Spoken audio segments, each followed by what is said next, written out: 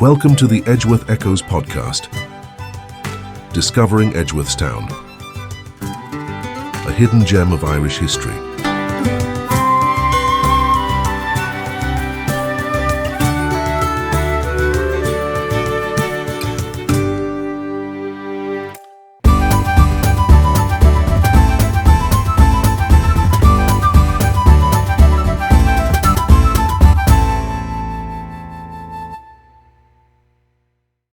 Hello and welcome to another episode of the Edgeworth Echoes podcast. This is your host, John. For this episode, we are getting creative by imagining an interview with Maria Edgeworth. Using an AI voice changer to create a voice for Maria, I have recorded an imaginary interview between myself and the famous lady. It is purely a work of the imagination, using her writing and the words of others writing about her to create this portrait. And I hope you will enjoy it. Good evening, sir, and welcome to our home. Give Lucy your hat and coat, and we shall go to the library. It is a chilly evening, but a fire has been burning there, and the room will be warm. Kitty has made up a table with some treats, ably assisted by my mother, and if you would like, we can eat first, or perhaps later. That heat is very welcome, Miss Edgeworth. This is a lovely room. I imagine the views through the windows are pleasant in summer. I believe this is your favourite room. Yes, it's the heart of the house. For much of my life, this place has been the centre of things in this house. Plans have been made, clays have been staged, lives have been lived, tears and laughter, music and song, and above all, talking. Oh, the hours we have talked. I do apologise, I ramble at times, and you must call me Maria. Let us not be formal.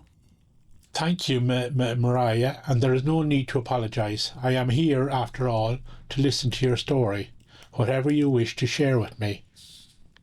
Ah, yes, my story. I have often wondered that people would be interested in myself as a person. I like to talk about the world and about my writings and my hopes for this country I call home. But Frances, my mother, stepmother if you seek accuracy, she says that people can be interested in what makes me, me. So I'll endeavour to give you the best account that I can, but trust you will not press me on matters I do not wish to discuss. Of course, Maria. I would not dream of asking you to recount painful memories or matters that you deem private. This is your story, and I would wish to hear it.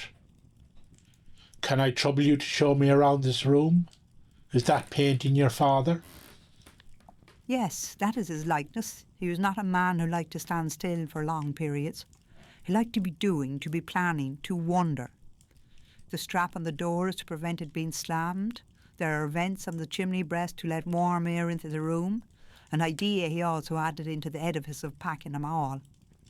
He also made my little writing desk that I can place where it suits me, by the window in the daylight or by the fire at night.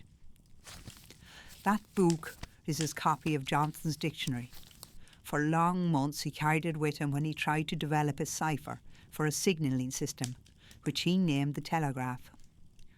That system was one of his proudest achievements, but he came to recognise it was unwieldy and less practical than he hoped.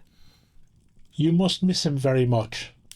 You shared so much together since your childhood. He must have taken great pride in your achievements. There is still so much of him in this house that it almost feels like he is present. A benign spirit, if you believe in such things. His drawings, his writings, his gadgets. There are so many things that evoke memories that I can draw some measure of comfort from those memories. As for what I achieved in life, he was constantly spurring me on to get better. Indeed, it was his wish for all his children to improve themselves, and he was never as happy when his children achieved something, whether solving a math problem, reciting some poetry, or discovering a new plant, as Michael did so recently in India. He was a great man by all accounts, and his family have done well by any measure. I'm sure the upcoming generations will also do well for themselves. Would you be willing to share with me your own childhood recollections? Well, My father could be quite impetuous in his younger days, and his marriage to my mother was such an act, making haste but repenting at leisure.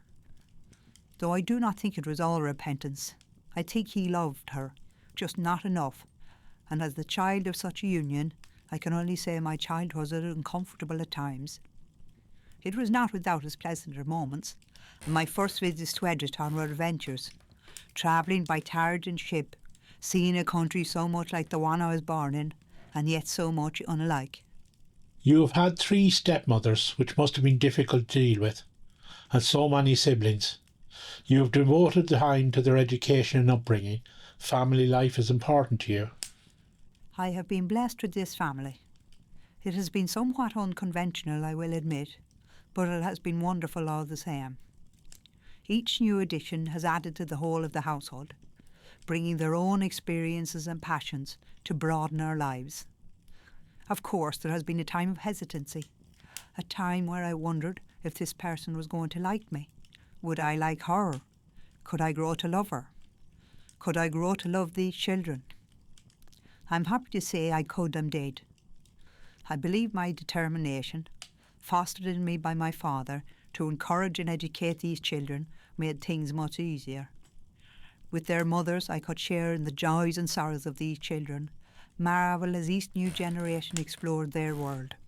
As each new generation discovered my children's plays and books, I could enjoy my own work again through their eyes and minds. Blessed indeed. Forgive me, but you appear to have all the traits of being a good parent. Do you have any regrets that you never got married and started a family of your own? If this question is too personal, please do feel free to not answer. It just leads on from your own words. It was not unexpected that you would ask a question like this, and my hesitation in answering is not due to any offence I might take at your words, but at my inability to properly answer you. I imagine one can regret a great many things in life, but I feel it is not very conducive to a healthy mind. Rather, I can wonder at what might have been. I might have written less fanciful stories and perhaps more practical ones.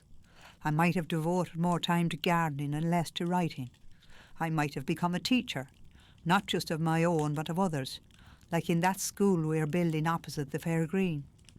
I feel that is not a very satisfactory answer, but it will have to suffice. Well, I am grateful to you for your answer and agree with your sentiments regarding regrets. You mentioned that school you are building. It is not the first school there has been in this town. Your brother Lovell had one for several years. Poor Lovell, the time he spent in Verdun broke his spirit, I think.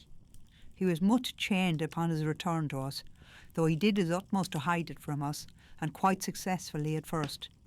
Yes, he started a school and had some great success in the early days. He worked hard and long at it, making it a model that other schools might have followed. I will not go into the details of why the school chose, but it did, and no one was more despondent than Lovell about this. However, now that there is a proper government section to deal with education, we can hope that more schools will open across the country. My father was so happy to see his long-held dream finally come true. Maria, I appreciate the frankness of your answers and the time you have given to me. I would like to ask if you might share some thoughts about people you have met or been in contact with. That is quite a tall order, my dear sir. I have met many people over the years and have been in contact with others I have never met.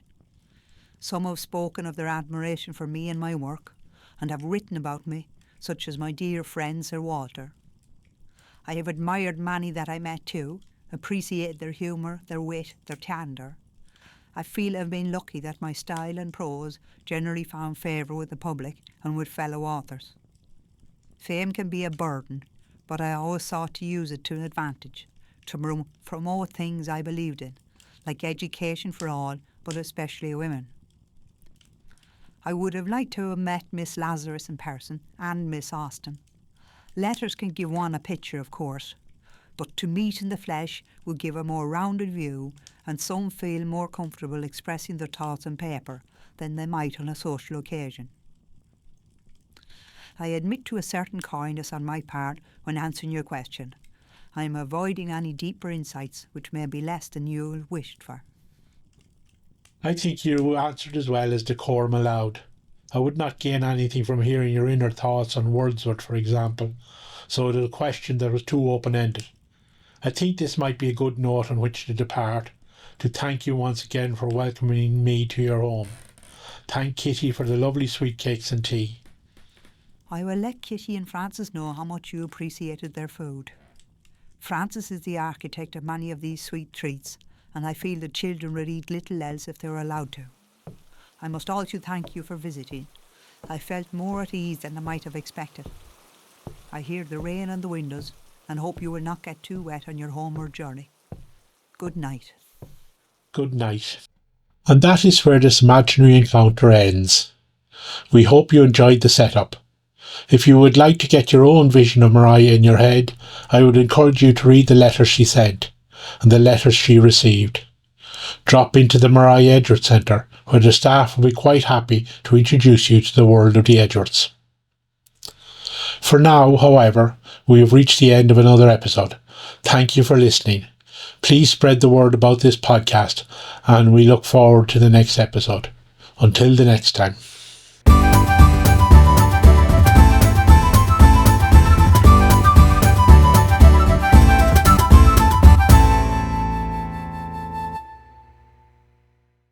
If you are interested in learning more about the Society and the history they preserve, please visit www.mariaedgeworthcentre.com.